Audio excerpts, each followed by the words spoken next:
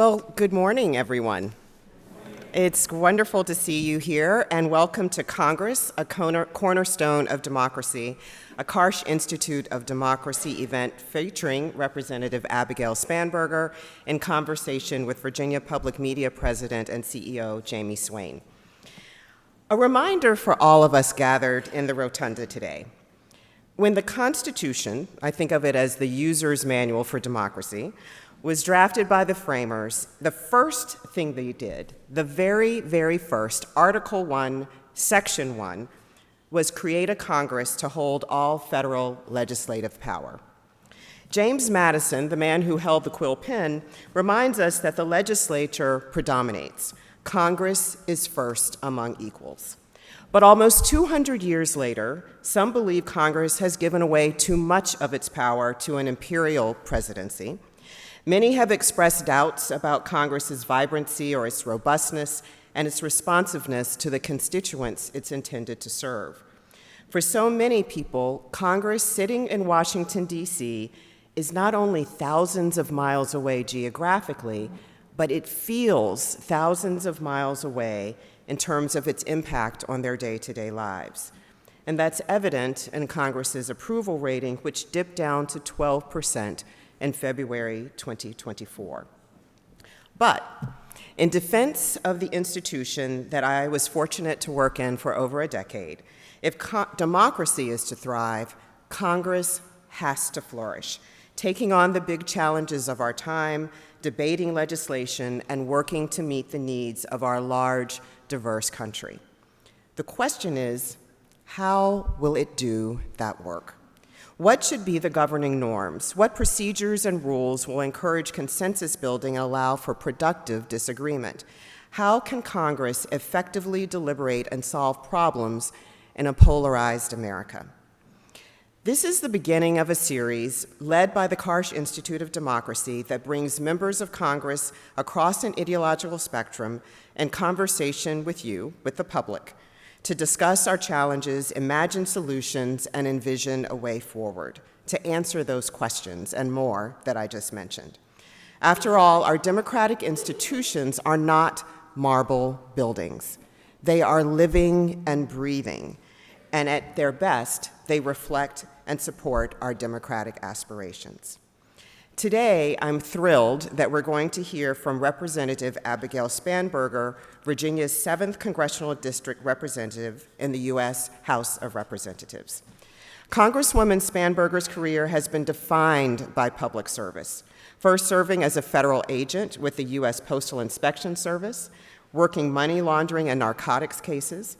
She then served at home and abroad as a CIA case officer, focusing on counterterrorism and nonproliferation efforts. Elected to the House in 2018, she serves on the Agriculture Committee and the Intelligence Committee. The nonpartisan Lugar Center has consistently ranked her as the most bipartisan member of Congress from Virginia. Moderating the conversation is Jayme Swain, the president and CEO of VPM and the Virginia Foundation for Public Media, as well as, I'm also thrilled to say, a member of the Karsh Institute Advisory Board. At a transformational time in history, Jayme oversees VPM, a network of PBS and NPR stations across Central Virginia and the Shenandoah Valley that connects nearly 2 million people to insightful programming in arts and history and culture, science and news and education. I'm sure you are all VPM viewers. Under her leadership, VPM has strengthened its position as a trusted source of information for Virginians and a powerhouse distributor of multi-platform award-winning content for national and international audiences. I am very, very grateful to have these two spectacular leaders with us. Thank you, Representative Spanberger. Thank you, Jayme. And I'm going to turn the mic over to you. Thank you so much.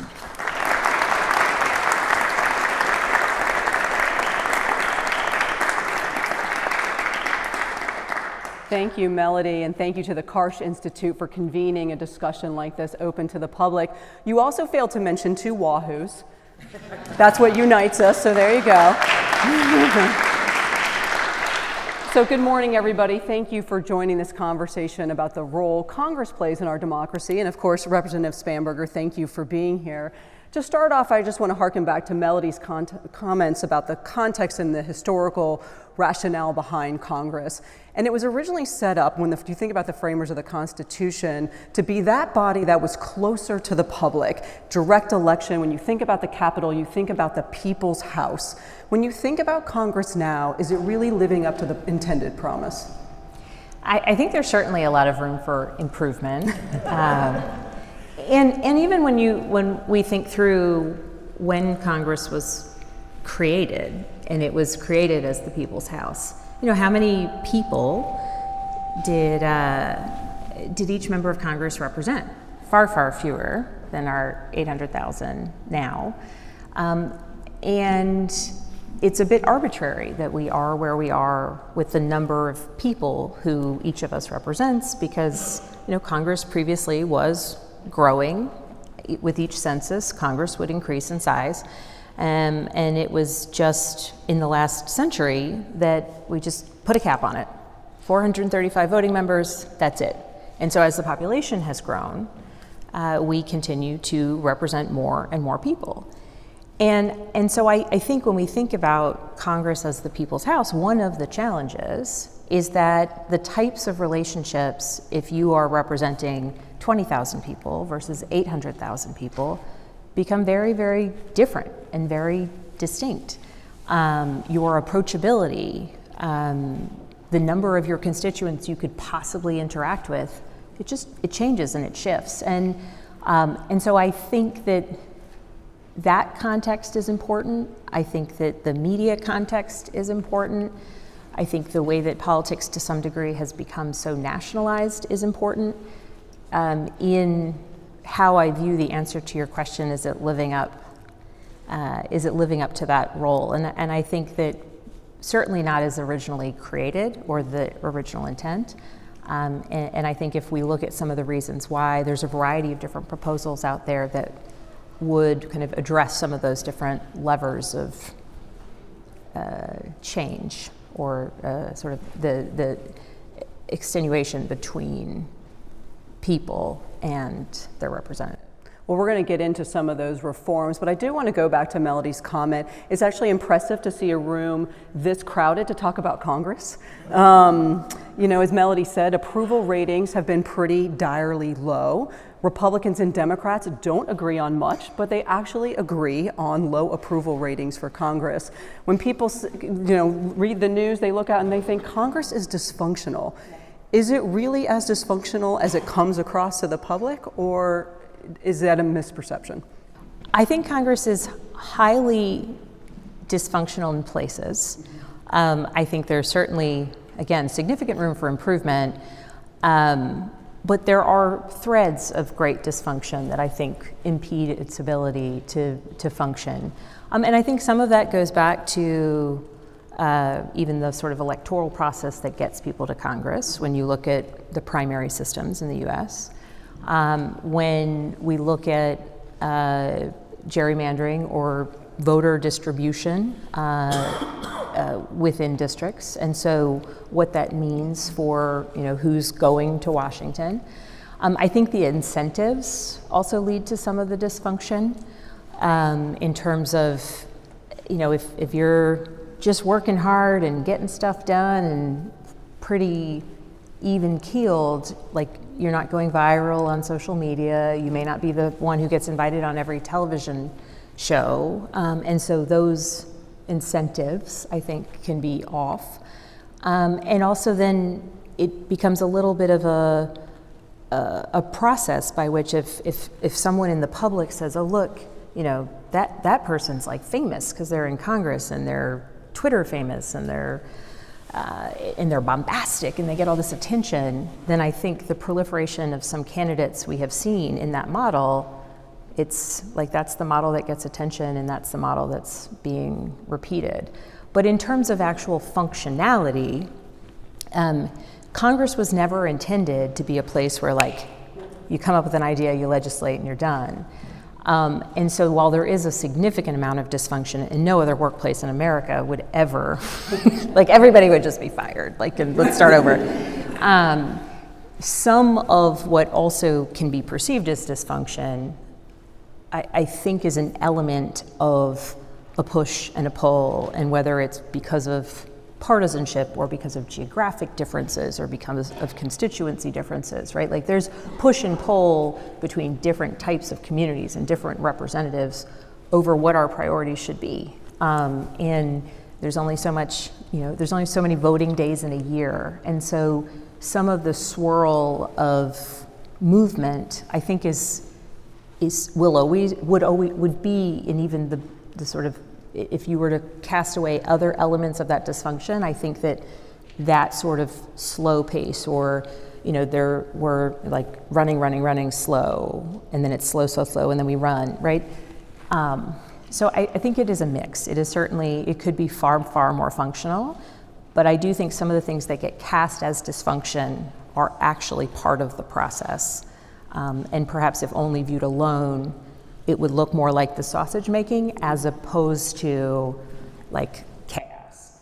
So you're involved in the Bipartisan Problem Solvers Caucus, and when you do look at Congress, you all have passed over the past few years a lot of significant legislation, but you haven't passed a budget, which seems like a core function of Congress, or keeps getting kicked down the road. So it is that sort of, there's two sides of that coin, right? How Congress was set up and how the three branches were set up to balance each other. And so there aren't wide swings in policy, but at the same time, there are core functions you need to move forward. So how do you navigate in that? Because also from the public, when it feels like, well, we don't have a budget, but we did get some other things. One, there's a narrative around that may not be exactly true, but then there are people that are there, like you, who are actually trying to move things forward. So tell us a little bit about that sausage making. How does that work? Well, and so even just moving to funding the government, this is always an issue representing, I think, any district in Virginia, but particularly one like the 7th District, which I represent, in times of government shutdowns or in times of any level of even kind of approaching a government shutdown, it causes tremendous upheaval in my district, Virginia as a whole, but particularly in my district, with federal employees not wondering if they might not get paid for a couple pay periods. And we did legislate that in the case of a shutdown, federal employees always get their back pay, but contractors still do not. And then small business owners, well, if people are worried about being out of work for some unknown period of time, they stop going out to dinner in preparation just in case, or they don't replace their refrigerator in preparation just in case. And so the impact is pretty significant. And I give that as an example because the fiscal year is always the same. And, in Congress, based on the way things are done, usually the month of August, Congress is not in session. One would argue that now that we actually go back and forth between our districts and Capitol Hill every single week, having that larger swath of time, which used to be when you went back home and engaged in your district, having that in that consolidated time frame right before the end of the fiscal year might be kind of a questionable timing. But so we'll be on Capitol Hill, it's June, it's July, we got to get our appropriations done, and we don't. And this is every time, like we'll pass a bill or two and we know that it's not going to go anywhere in the Senate, and it's all this swirl, and then we come back in September and it's, oh my goodness, the end of the fiscal year is almost coming. And I'm looking at the calendar thinking, yeah, it was always going to be the end of September. And so there's things like that where I think when people look at that, right, if you have a due date at your work, like you meet it. And so the idea that then we can sort of kick the can with continuing resolutions and these are legislative processes that can be of value and are important, but it isn't helpful to any degree for us to just fund the government through continuing resolution after continuing resolution, because it also means that we're not having the back and forth about what are we funding in our government. And so how you actually get things done, I think some of those big issues like appropriations, the Farm Bill, which we were supposed to pass last year because it's an every 5-year bill. We were supposed to do it last year, then we did a 1-year extension. That expired at the end of September. Now we're kind of gliding towards the end of this calendar year. We have to get it done. And so parts of the system can be chaotic, and I would say are very, very dysfunctional. But you mentioned the Problem Solvers Caucus and a lot of work that does happen. I have found that if you can sort of take even just some of the swirl of talking points out of an issue, that you can get things moving forward. You can do good work. And I'll give an example, which might be a bit of, it's a contentious one, but I think it proves the point of sort of negative incentives. There's a great need for us to have immigration reform in the US, right? Across the spectrum, whatever perspective one may have, the system we have right now just isn't working. It doesn't work for people who dream of coming to the United States. It isn't working for employers who want to hire folks. Like it's just not working. It's not working for the people who are working at our borders. It's not working. And there was a bipartisan group in the Senate that did an extraordinary job of negotiating behind closed doors, which, that's typically when you're having hard conversations, you don't want to necessarily do it on television. Negotiated behind closed doors, push and pull. What are folks aligned with me going to want? What are the folks aligned with you going to want? And there was a deal between, widely considered a very conservative Republican, a very liberal Democrat, and an independent who used to be a Democrat, right? Like these three people who worked on this. And they initially, moving forward, they saw they had the votes. In the House, we would have had the votes. And then it went in the news cycle. And within just a couple days of being in the news cycle, the whole thing fell apart. And so I have really kind of a conflicted view of this, because actually, like, Congress did its job, but then even after doing that extraordinarily difficult work, and I mean, they were working all hours of the day and their teams were diving into things. I mean, it was intensive. But then it just fell apart. Like, once people, I think, and this is where some of the dysfunction comes in, the same people who negotiated it needed to be the ones to say, no, like, let's not let it become something else. Like, we negotiated this because it's what our country needs. I want to follow, because I think this was an interesting example, the immigration bill that died. I wonder how it felt to those who rolled up their sleeves, got involved, and actually were going to get it done. And then it hits the press, right? And it gets basically squashed by the head of the party. Yeah. How does that feel when you work on, and your teams, and the demoralizing piece of that? But also, where's the flip side on how do you encourage your colleagues to have a backbone and say, we all just did this work, and the country wants this work? How do we move that forward? I mean, there's an interplay there between Congress and obviously the executive branch, and the hope to be future executive branch. Well, and it's an interesting path, because I would imagine it would be crushing, right? Like, this would have been potentially one of the best accomplishments that particularly those three who were leading it, they could have sailed off into the sunset after they left the Senate and recognized that they had done the hard work of actually agreeing on a bill that nobody loved, but that's what, like, I think effective governance is, but that met the needs both of the country and of the moment. And so I would think it would be fairly devastating. But then, and I'll bring a little bit of the politics into it, because that's part of this, right? So this was developed in the Senate, and Democratic leadership brings bills to the floor in the Senate in this 118th Congress with a Republican majority in the House. The Speaker of the House said he wasn't going to bring it because the head of the party, presidential nominee, said, we're going to torpedo this. And so then it became political. And then the same Republican senator who had done incredible work negotiating this bill, which has a lot of really strong conservative Republican priorities in it, has been censured by his fellow Republicans back home in his home state. And it's an interesting example, because what I have heard on the House side and this is also on the topic of immigration, going back some time. My predecessor, once removed in Congress, was Congressman Eric Cantor, and he was the majority leader of the Republican Party, as the Republican Party was in the majority. And back in 2014, the United States Senate actually passed a very well negotiated bipartisan immigration bill. And in public, on the record, the then majority leader of the House of Representatives said he was going to bring it for a vote.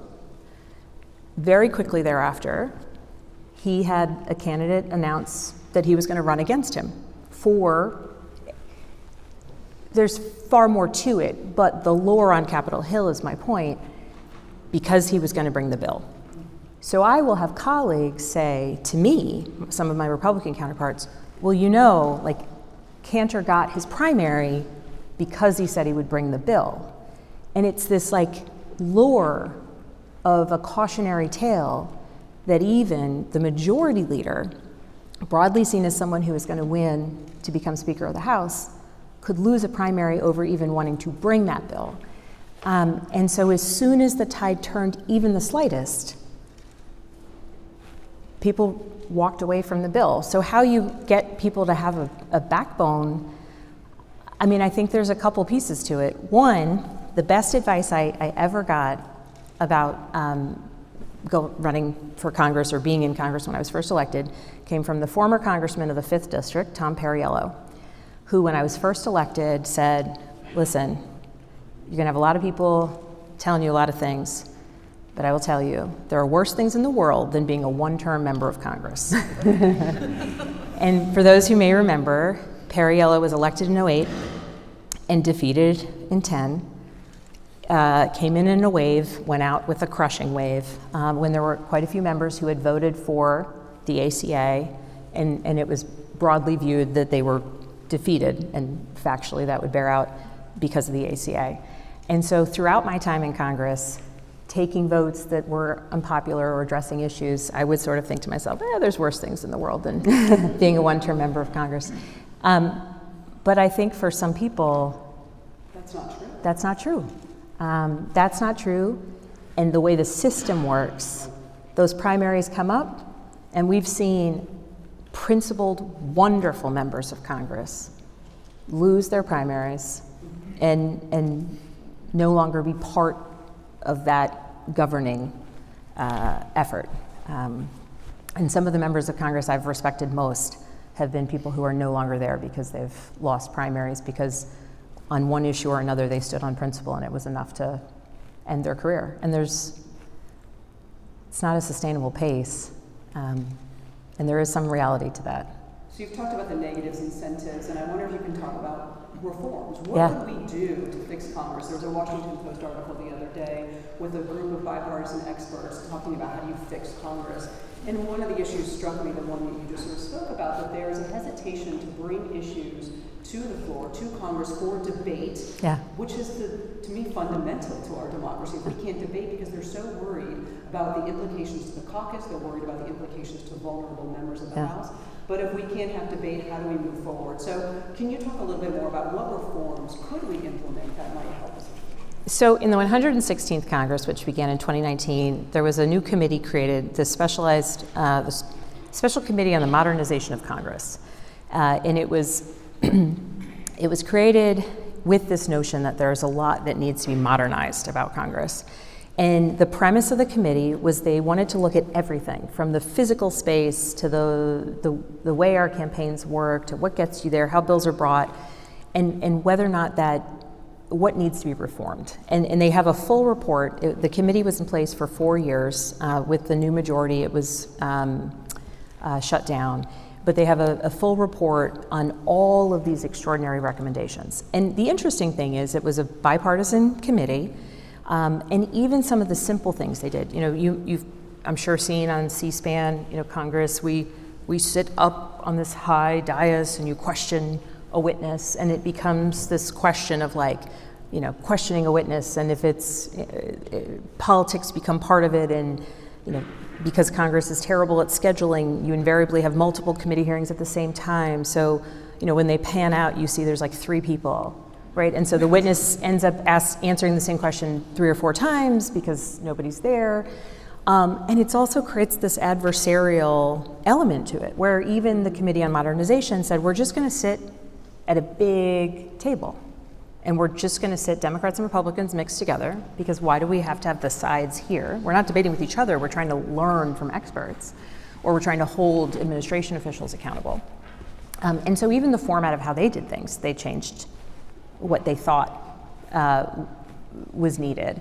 And every recommendation that they put out needed to have not just a majority of votes, but I think it was 2/3, so heavily bipartisan in terms of the recommendations. And so I point to that as one resource for anyone who wants homework. But I think some of the really obvious things that plague the system is gerrymandering. And some of it is intentional by state legislatures or whoever handles the districting.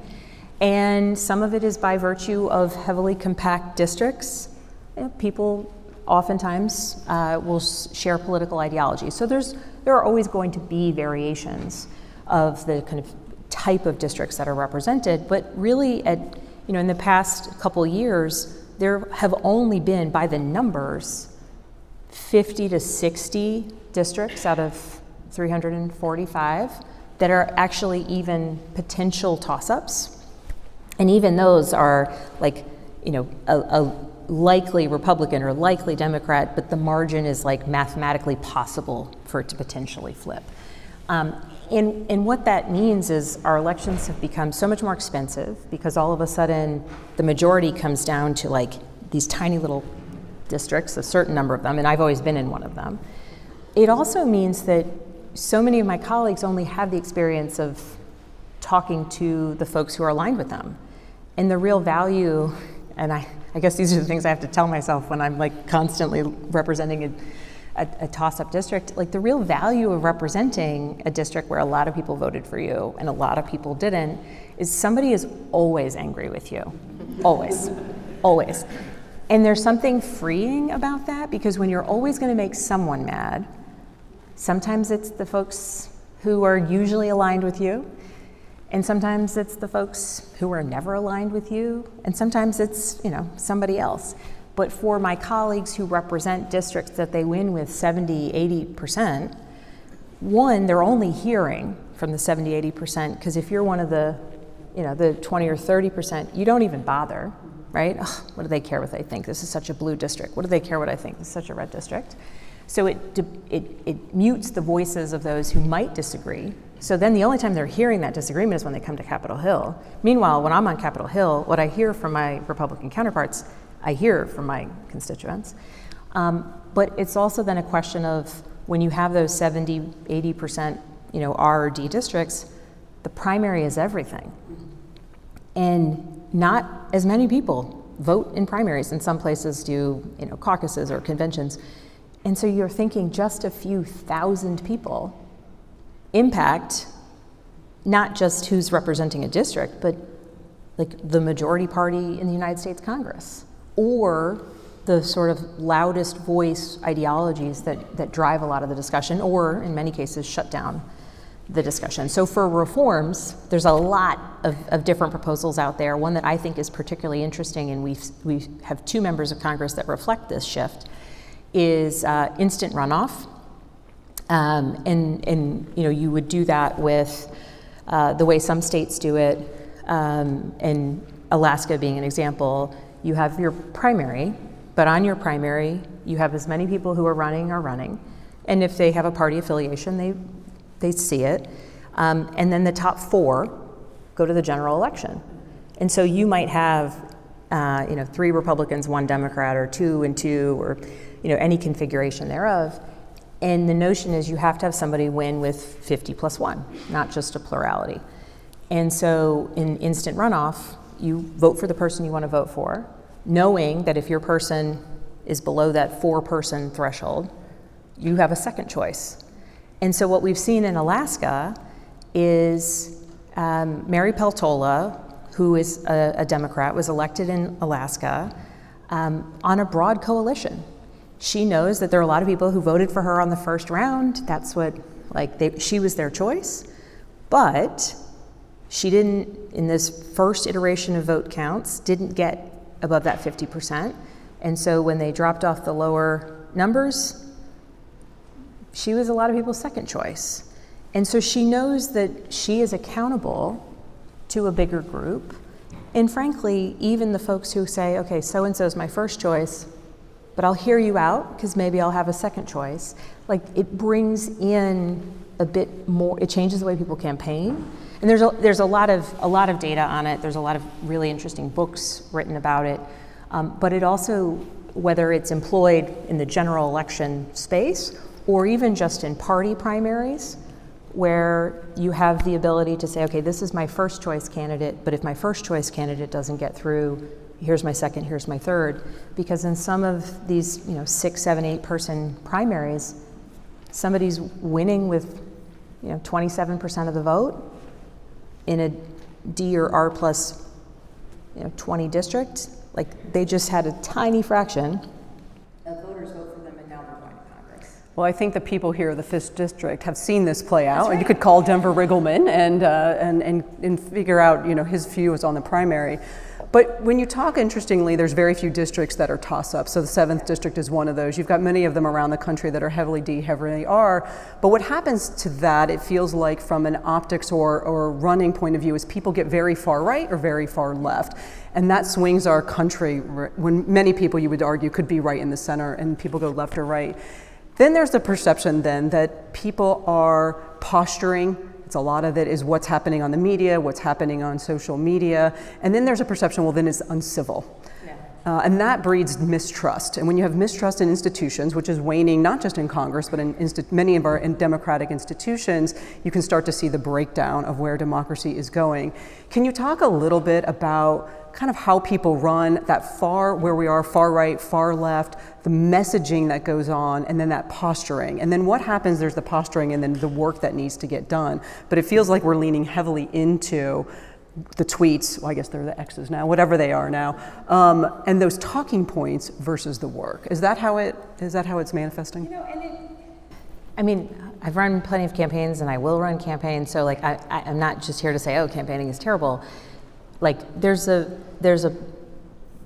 You have to campaign to win an election, but at the same time, you can't legislate or govern with bumper stickers, right? Or with what goes on a rally sign. And I think that there's been a reductive element to the way that people campaign across the board that impacts people's ability to understand that things are complicated. And I'm not saying that people don't inherently know that, but on the campaign trail, if somebody we're going to do this.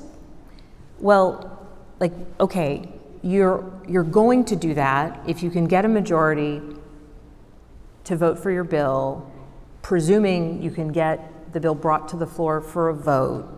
And then when it passes, it has to go to the Senate, and you have to clear the 60 vote threshold for the filibuster, and then it's got to go to the president's desk. And so there's some, I will hear voters say, and particularly, when they do on these sort of person on the street interviews across, well, they didn't do this, or they didn't deliver that, or they made these promises. And there is an element to it where the way that sometimes people campaign, it ignores the reality that one person going to Congress, you can't just do things in a day. You can't do it alone. You can't, and I think that at times we, and I say the sort of collective we of Congress or people in politics, set people up for disappointment in even the way that we talk about things. And so then people say, oh, Congress never does anything. Meanwhile, we actually do a lot. Last Congress, the 117th, this Congress is the least productive Congress in over 100 years. But last Congress, the 117th, was the most productive Congress in decades upon decades. But Like it was never really the details of the infrastructure bill, the CHIPS Act, the Bipartisan Safer Communities Act, the PACT Act. Like there was always the like, well, when will they pass the infrastructure bill? Will they pass the IRA before? What about this and that? And it's more the horse race and what gets lost. And so, you know, I'm impugning my fellow electeds. I'm also negatively a little reflecting on the media because it's interesting. Like the politics of it is interesting, but there's sometimes the like attention span towards the, you know, this is policy that's been put in place. These are the millions of people who have been impacted by it. It's stunning sometimes that people miss the connection between that. And I don't know if I've actually answered your question. Well, so just to keep going on that, just quickly, so social media, you talked about media. Social media allows you to get in front of a lot of different people, but there's also, it's breeded with misinformation. We're seeing it in the current election cycle. You talked a little bit about that narrative. How do you get across? Well, you can't get something across on social media anyway. Social media, friend or foe for our democracy? Just to put you on the spot. I mean, I think I would say frenemy. Frenemy. Hashtag frenemy? Hashtag frenemy. Yeah, there you go. And really, and we're seeing it, right? And as a former intel officer, like this is the part that makes me absolutely lose my mind, is like, I don't know why every American citizen, and importantly, every American member of Congress, isn't up at arms over the fact that we know Russia is trying to influence our elections, right? There are multiple stories in the press this week about specific efforts they have taken to try and get Americans to not vote because they're mad about this or they're mad about that, or to turn Americans against particular candidates because of outright lies and invented stories. And if there were an attack on a physical infrastructure, you'd have every member of Congress on the front steps of the Capitol building saying this is an attack on our democracy. But somehow it is viewed differently when we know that they are trying to attack our society. They are trying to turn Americans against each other. They are doing it with some success. And yet, we do not have that united front, that deep American, offended feeling at the fact that a foreign power is trying to impact Americans. And in fact, it becomes this like, oh, you know, they're not, and it doesn't matter. It's irrelevant to who wins an election. I don't want my candidate to win because Russia is impacting voters. I don't want my candidate to lose because Russia is impacting voters. I want American citizens to debate and have ideas and believe in our country. And we literally have a foreign power, and they're not the only ones, who are trying to get us to not believe in who we are. Like we are a beacon of light in the world. We are the place where ideas and a country was founded on just the notion that people can come together, not because they were born there, not because of historical land alliances, not because of a particular religion, not because of who is the king, but because people said, we want to create this thing together. And then we have throughout history, like evolved and progressed this idea into an extraordinary reality that is constantly, has been in this constant churn towards like progress and betterment, and we're an example for the world. And we are gonna let them come in and say we're broken? Like that is what is happening. And so the lack of trust in institutions, it's an offense. It's an assault on like the foundation of who we are, because Congress, yeah, it's got dysfunctional pieces. It can always be made better, but so can everything. And the idea that at times we're just like giving up on it, like it's, Yeah, it's a tough time for democracy. But we, this is when I'll get on my American high horse. We saved the world from fascism, right?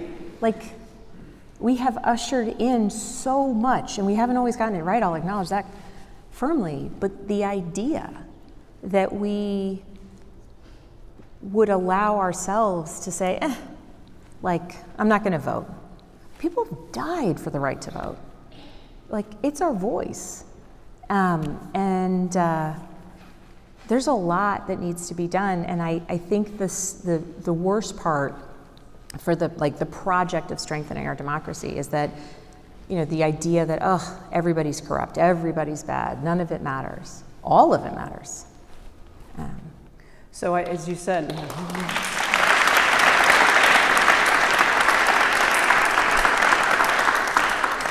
applause from the Karsh Institute, which I hear Melody say often, this great experiment of democracy requires work.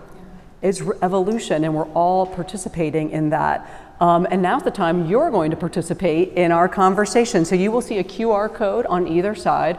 I'll ask another question or so. So please you can get your phone out. You have that permission. Take the QR code. You can submit questions, and then a student will come up and offer them in a moment. But while you're doing that, and I just also want to state Representative Spanberger is here really talking about her role in Congress. You may know she's running for another office, but we will save those questions for another day since she's here in a different capacity.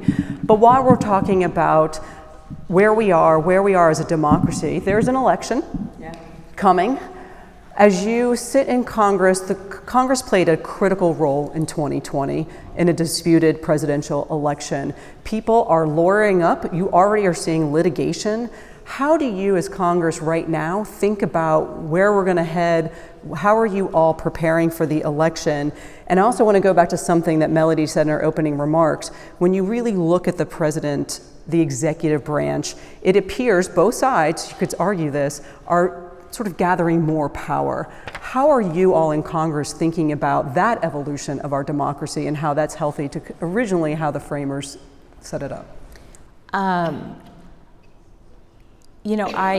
think that generously one could say if Congress isn't actively and regularly innovating and legislating and responding, and I'll go back to the immigration example, right? There have been executive orders coming out of this White House, the last White House, the White House before that, right? So it's not specific to any particular party. Whether you liked some of those executive orders may align with your partisan lens. But that's a direct response to the fact that we haven't passed any sort of immigration reform in decades. Now, there's always the element of, the rulemaking comes out of the executive. There are definitely places where, when it comes to how do you actually implement the intent of Congress, right, the different departments and federal agencies write sort of the parameters and the guidelines. And that is certainly their role. But we have seen an increase in action out of White Houses, again, across a couple different presidents, where they have moved forward. But in part, it's because Congress is not always responding to the things that need to be done. And then you'll see Congress people on television say, the president's failing at this, the president's failing at that. Well, it's actually the president doesn't have the tools to change the laws, right? We're supposed to change the laws. And the fact that we're relying on the president to take all action related to a particular issue, that's an abdication of responsibility. And it's an easy finger-pointing exercise, right? The great way to have no blame for any decision you might have made that was an incorrect one is to just not make decisions. And so yes, it is, I think, highly problematic that we're seeing increases in governance just by executive order. But I think it is not without some culpability on the side of Congress. All right, Carly, do we have questions, or do you want me to? They're back there. Well, before, as they come up and get questions, we have a lot of students in the room. You have 3 young daughters. Talk to the students about, they're looking at Congress, they're looking at the election. They may feel a little disillusioned about politics or civic engagement. What words of encouragement can you give to get these students, these political students here at UVA, all right, engaged? I've got two separate comments. One is the like brass tacks. Everything that Congress does, every decision that Congress makes now, will affect you all much longer than it will affect us. That is just true. So it isn't this isn't relevant to me. Any changes we do or don't make with Social Security, that's your retirement, right? Any changes we make with healthcare, that's on you, right? And I don't mean to be a little pithy about it, but like truly, truly, truly, housing policy, like, do you want to buy a first home? We need to up our supply of houses across the country, right? Like, so it is relevant, even if in this moment it doesn't feel relevant. You all, like, your voices matter. Sometimes there are many younger voters who feel quite comfortable expressing their opinions. That's wonderful, that's great for democracy. I have also encountered quite a few younger voters who will say, well, I don't know that much about. And so perhaps because maybe they're used to being, high achieving students, or, maybe getting quieted by some grown up in the room when they say, oh no, this is for us. Like, I cannot reiterate the fact that, like, the whole purpose of the representative government is you don't need to know everything about everything, right? I'm in Congress and I have a team of 18 people because I can't know everything about everything. And even my team of 18 people, we've got the Congressional Research Service, we've got all these supports to help us make good decisions. And so think about the things that matter most and look for candidates who represent the issues that align with you most and vote. And I would say, like, as an overall issue, if you don't like the direction of our politics, like, don't accept it and demand more of people when they're campaigning. And I don't mean that in a, like, I demand you do this. I mean in a, like, expect people to act like grown-ups and expect people to be respectful, and recognize that, like, you have a part, as it's like a two-way street. You don't get elected without people voting for you. And the voters have power. It might be more dispersed, but, like, together it matters. Like, we were talking about debates earlier. Like, people don't want to debate anymore.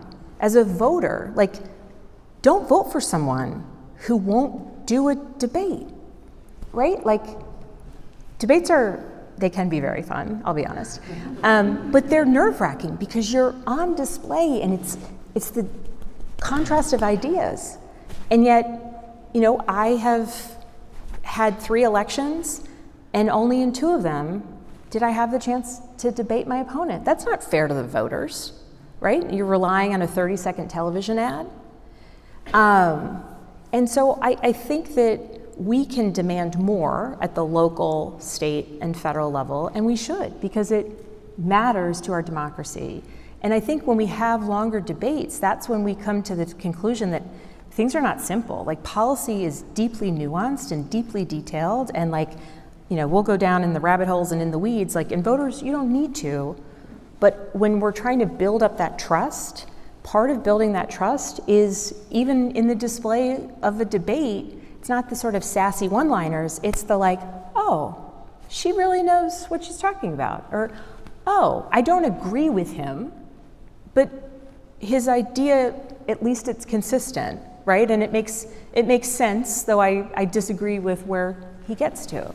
And so to young people in the room, please vote, please engage, and please know that when you see something that's unacceptable, don't accept it, because I think that we should all be encouraged to do better all the time.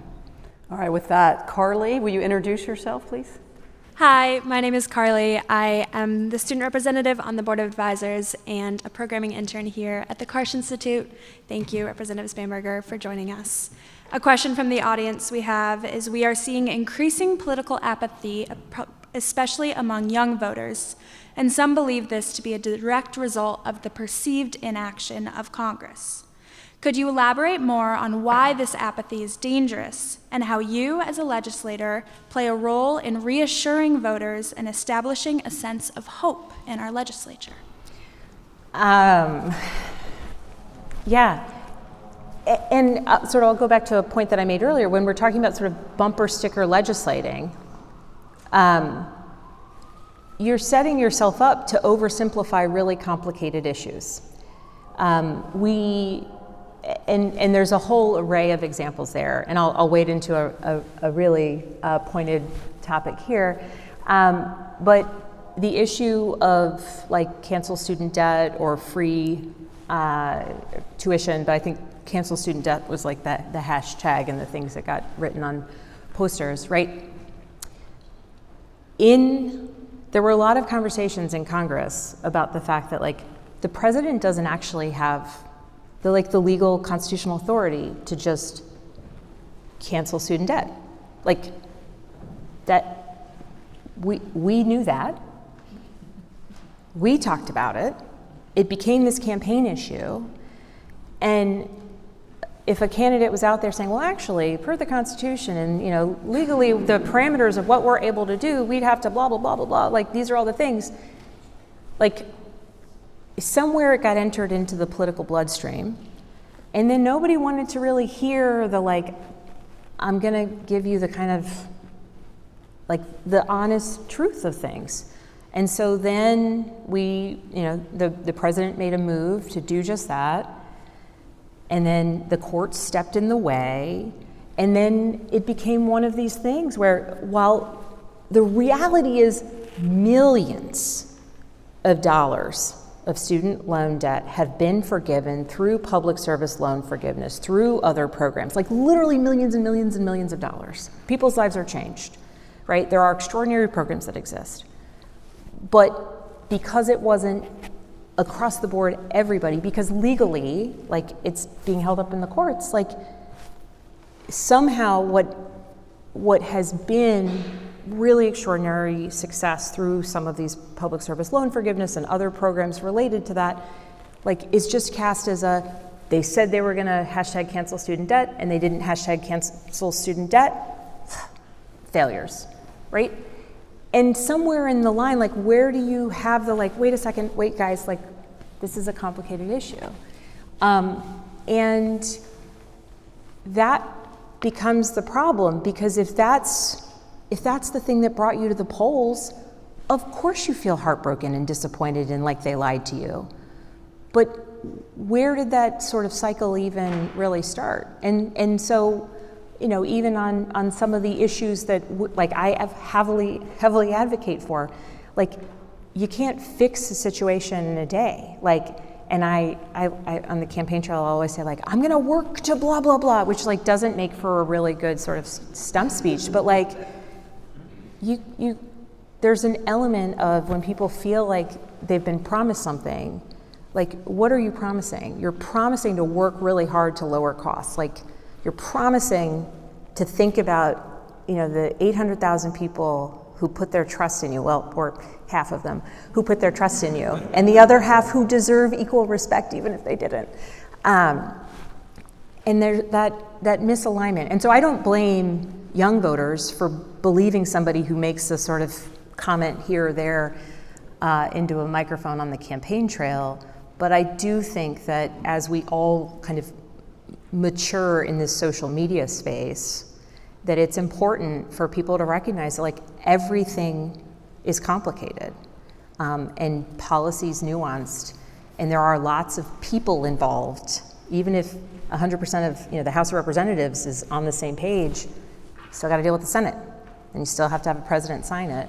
And so sometimes, like, I don't think we should be over-promising and under-delivering, but I also think that people should, when someone tries to say, let me tell you what this really complicated process is, or we're making 5 steps forward in a little bit more of a patchwork sense, like not the full 10 you would want to see, but like 5 still matters. Like finding some success and pride in that work, I think, matters. Well, there's responsibility of the voters, and particularly as you all, young people here that you're studying at UVA, diving into the issues and understanding the issues and your role in democracy. Carly, do we have another one?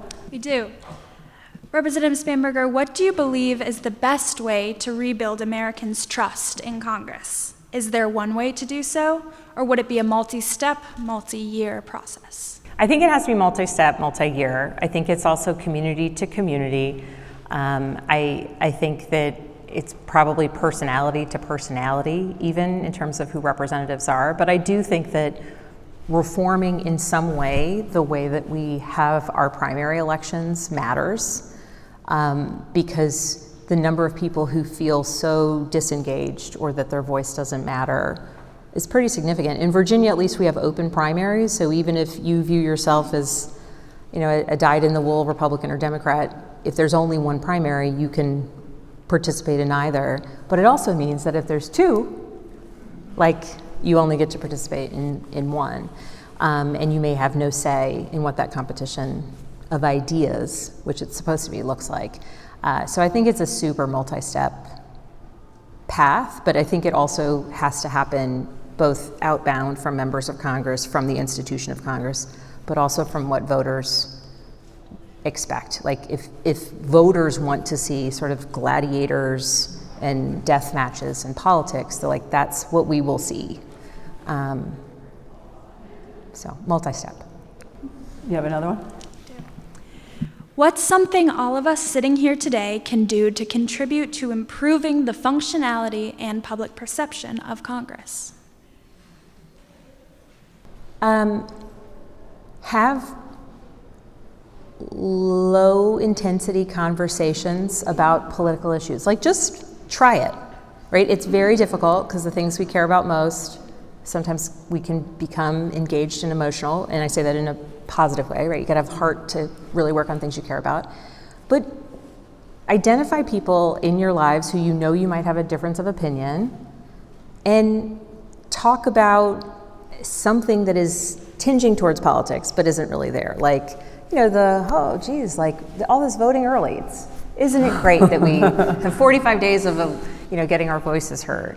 Or if you do go vote early and you're one party or the other, like, thank the other party volunteers for being there. Why not, right? Like, they're engaging in democracy. You might not like the pamphlets they're handing out, but it is a lot harder for us to have this process that sort of really ups the ante on everything if we make it human. How do you do that? So you have, as you mentioned, a very politically diverse 7th district. How do you engage with those who vehemently disagree with you? Well, sometimes they find me.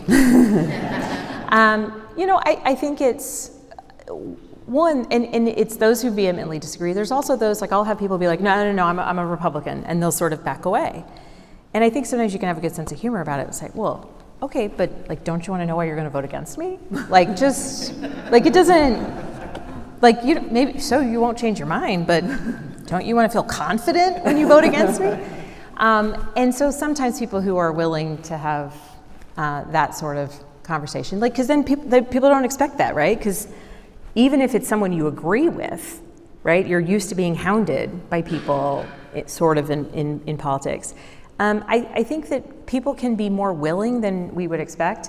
A number of years ago, actually, right before the first impeachment, particularly in the lines of the first lines of the 7th district, I had a really strong Tea Party community, and they invited me to a meeting to explain why I wanted to impeach the president, right? And I thought, well, what a gracious invitation. And I don't know whether or not they had zero expectation that I would accept. And so it was, one more thing to be cranky about is not only does she want to impeach the president, but she won't meet with us. But I do actually think it was a sincere invitation. And I went.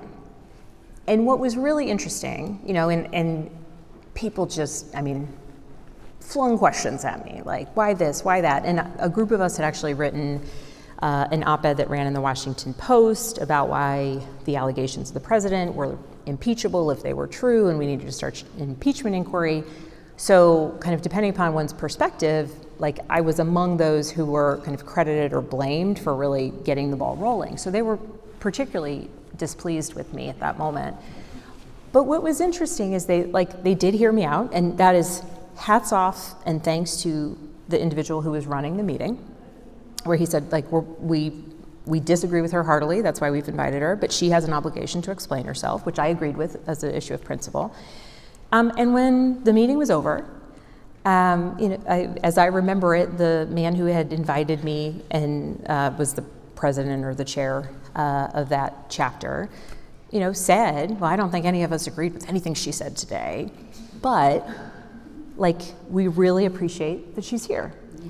And then we start talking, and one of the women was telling me about the challenges that her mother's having, et cetera, et cetera. And I said, with Social Security, I said, well, that's a federal agency. I represent you in Congress. Like I can help you with that, right? And so we started helping her with some Social Security constituent services.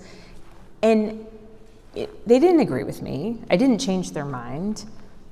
But they acknowledged, and certainly I felt it was my duty to be accountable.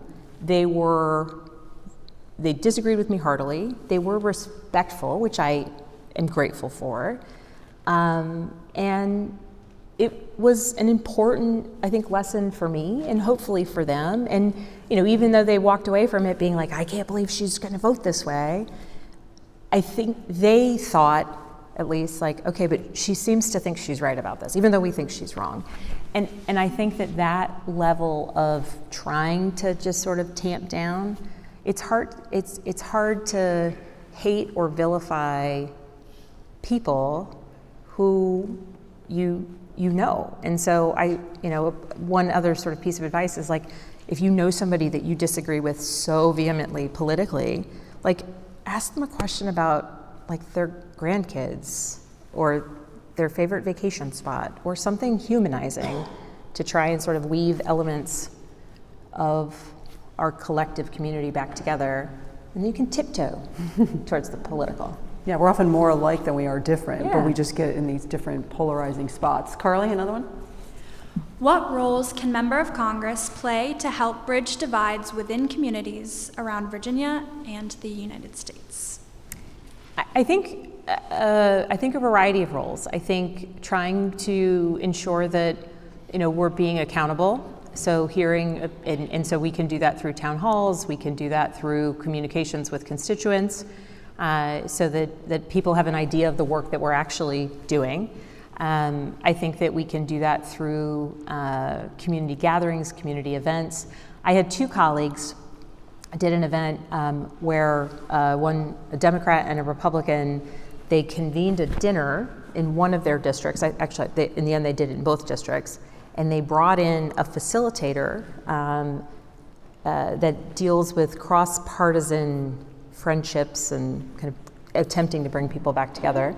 And they had this moderated discussion over dinner where people who were self-identified as, very one or the other, they talked about their experiences, and it was all a moderated conversation. And both of my colleagues, the members of Congress, said it was wonderful, and their constituents who they had, invited to this dinner were really grateful for the opportunity to have that sort of cross-partisan discussion. Now, you can't replicate a dinner everywhere for all 800,000 people, but it's just an effort to sort of be thoughtful, and I think I think it's on me and members of Congress to articulate, like, that I represent everyone, right? And so I have to sometimes seek out other voices or just affirm to people, like, I had a woman, I visited her business, and she greeted me by saying, "My mama hates you." And I was like, this is gonna be fun. And by the end, like a couple hours later, I found out from my DC office she had called my office and spoke to our staff assistant, or maybe somebody else, I don't remember who she spoke to, and apologized for how she had been a little mean to me when I first walked in. And so I think, I'm sure she never voted for me, but it's not about that. It's that, like, even in the face of her saying that, another man said, like, I hate everything you do, except, and then he did think of one legislative priority that he knew had really impacted his community, except that. Okay, well, there's that, right? And so a lot of it's on us, but some of it's on voters and community members as well. Talking across the divide. All right, Carly, I think we have time for one more. For our final question, Representative Spanberger, what gives you hope about the future of our democracy? I mean, so I'm a former CIA officer. I used to work terrorism. I used to work nuclear proliferation. I used to track drug cartels through Central and South America. Like, we're in an extraordinary place. I've been to many other countries. I've visited many other countries. I've lived in other countries. Like, there's something extraordinary and unique about this idea that anybody can come to this country and become something, right? Like, we have members of Congress, have had multiple members of Congress, who came to the United States as kids, as refugees, and are members of Congress in the span of like 25, 30 years. That doesn't happen anywhere else in the world. And so you have to sometimes, even as we're having all of these troubles, even as the Russians and the Iranians and are trying to mess with our psyche and push information and try to impact voters, right? Even as like we're questioning the things we do on the global stage and the policies we do or don't want here domestically, like, we have to acknowledge that that's who we are. And I, as somebody who served at CIA, trying to make sure that we had all the information we needed as a nation to make good decisions about our policy priorities to keep, sure, Americans safe, but also the rest, like so many other places throughout the world, to work well with our partners. There's still people who have dreams that they pursue and businesses that they start. And if it's a restaurant or a biotech firm, like, people still believe they can do things like that. And I've got 3 kids. They're 10, 13, and 16. And so what gives me hope is, like, I don't think there's any other option. Like, you cannot be the shining city on the hill that just says, now we're going to turn the lights off. We're done. This has gotten too hard. Like, I can't look at my kids in the face and say, well, the 80s and 90s were great. Sorry, kids, right? Like, so what other option is there? And I do know that people get depleted and people get disappointed and people get overwhelmed, particularly with this election cycle. But, like, the people who are coming behind us deserve better. And, like, little kids in other places who dream of someday coming to the United States and, like, building something, like, deserve better. And so that's what gives me hope, is, like, I just find the alternative to being hopeful and to working hard, I just don't find it acceptable. And so some days I have to force myself to be hopeful. I'm not going to lie about that. But, like, what else is there? And I don't think none of us should give up. And the reality is that, like, it's all within our collective control, which is both the terrifying part and the amazing part. But I have to have hope. And I do sincerely have hope because, in my job, I have met the most amazing people. And like their names and their stories will never be known to the world, but they deserve better. And so for anybody who, and I'm just going to speak for a second here, for anybody who has the time and the ability to, on a Thursday afternoon, spend this time talking about big issues, we owe it to the people who, that's not even an option for them because their dreams have not yet been possible to be achieved, whether that's ensuring their kids have enough food on the table or that they know they can retire with security. And so I won't give up on it, because I think that like every person who's worked hard in generations past cannot watch us just give up. And the kids who are little now, like, shame on us if they lose hope. And so that's what gives me hope. I think we have an obligation, and I believe in people.